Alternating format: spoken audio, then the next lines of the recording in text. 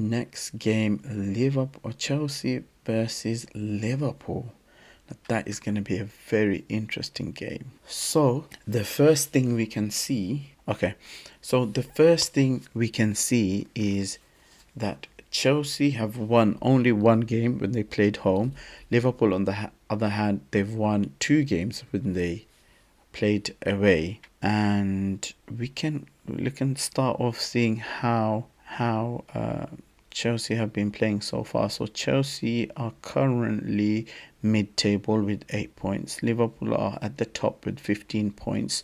If we look at Chelsea's home record only, Chelsea is only we've got 4 points only for the past 3 away games. They've won one game, drew one game, and lost one game. In terms of scoring, they've scored 3 and they've conceded 3 as well. So the goal difference is 0 when they are playing home. If we look at Liverpool, on the other hand, they've got 15 points and at the top. But when it comes to away game, they're not at the top. They're slightly off the top, to be honest. So they've got 6 points in total. They've won 2 games and they've lost 1 game. And if we look at who they lost against and remind ourselves, they lost against Crystal Palace. Remember, they lost it last minute, I think.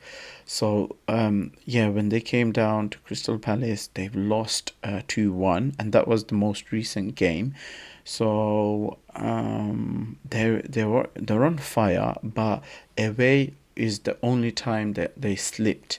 And I remember watching that game, and Liverpool were actually very, very poor. So in terms of goals, they've scored 5 goals and conceded 4 goals whilst playing away. And Chelsea had 3-3. Okay, so Liverpool actually conceded more goals when they played away. So they conceded 2 goals with Newcastle and 2 goals with Crystal Palace. Chelsea, on the other hand, when they played home, they've conceded all 3 goals against Brighton. So they actually had a clean sheet on the first 2 home games that they played, which is very interesting. But they have been very poor recently. If we look at just the past 3 games, Chelsea and Liverpool had 4 goals each, so they have a 50-50 scoring share. In terms of conceding, look at that. Chelsea have conceded 7 goals, whilst Liverpool conceded 3 goals. So, if we look at the teams independently, look at the players, look and see, the first thing I see, Chelsea had only 22 points overall. So that's 22 points is basically the total points of the entire team. That's crazy because Haaland had more points by himself than the entire Chelsea squad for this game week. Enzo scored the header, I remember watching it. So he got 2 bonus points along with his goal points. The game before that, game week 5, they also played really bad. And that's the game when Sanchez got a red card. We can see -3 here. Sanchez. Yep. So they had 2 poor games in a row. Liverpool, on the other hand, they've been playing quite poor as well. But if we look at the entire history to date, you can see the past game was the most poorest game they've had. 39 points total by the entire team. And let's have a look at attacking returns. So the question is, who do we invest in? Let's just select on Liverpool and Chelsea. So in terms of attacking returns, we can see Enzo and João Pedro has 5 attacking returns, which is the most by any player between Chelsea and Liverpool. The second place who comes with the most second place attacking returns is Gravenberch and Mohamed Salah, 4 attacking returns each. So I've noticed a lot of people still have Mohamed Salah, and I know he's very good, but can you honestly keep him in your team when he's below average, to be honest. If we were to look at DEFCON points and just select Liverpool, Chelsea and Liverpool, we can see, look at that. Virgil van Dijk, 8 defensive contributions so far. Even in his past, the game that they played against Crystal Palace, he only got 2 points, and both the points came from defensive contribution. That's really funny.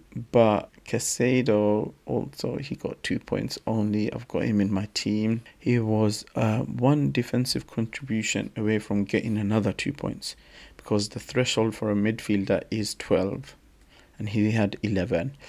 Okay, so bonus points, Chelsea and Liverpool. Yeah. Gravenberch seems like a very good investment. He's only owned by 4.5%. He's only 5.6 million as well. Super high. Form is 7.0. Very, very good. He's had terrific last 2 game weeks. Game week 6 and 5, he did excellent. He was also close to getting another 2 points because of defensive contribution. We can see he had 11, so he was 1 more tackle away.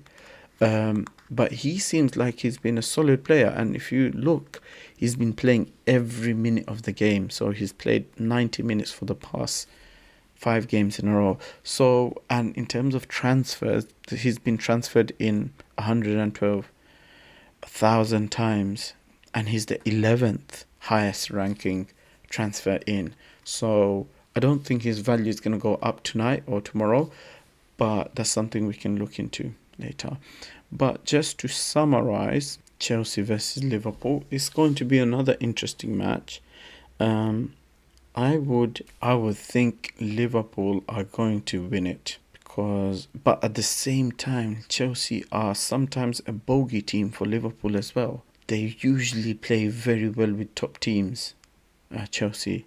So it's going to be an interesting one. I will personally, I expect goals from Liverpool. So if you have any defenders from Chelsea, well, I've got Chalobah, but he got a red card, so he's not playing anyway. You'd rather bench Chelsea defenders, get in Liverpool and Chelsea midfielders. I think it's going to be an end-to-end match. There's going to be some goals, definitely. No one's going to be parking the bus in this match. And yes, you should also consider Chelsea striker João Pedro and Akite. Yeah. So this is my summary for Chelsea versus Liverpool.